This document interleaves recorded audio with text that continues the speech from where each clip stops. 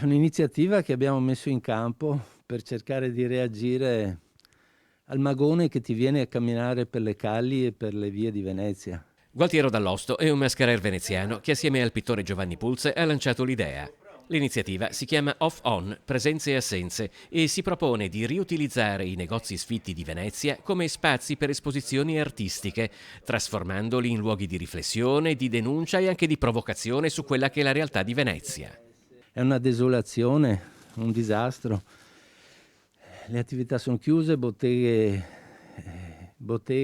e attività che stanno morendo, e il problema è più antico di quello che sembra, non è legato esclusivamente alla pandemia, ma a dei problemi che ci trasciniamo da anni e che non vengono risolti per quanto riguarda in particolare l'artigianato artistico. Non si tratta di un'operazione commerciale. Chi partecipa, proprietari di locali sfitti o artisti, lo fa a titolo gratuito per lanciare il segnale di una città che almeno in una sua parte non si arrende alla crisi, allo spopolamento e alla turistificazione.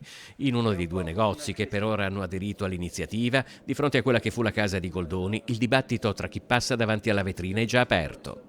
Ma ti rendi conto che io fa alberghi, a casa di Dio io fa l'albergo, al troncheggio io fa un albergo, che è più alberghi che Cese, un'altra idea, più Cese che alberghi, adesso è più alberghi che Cese.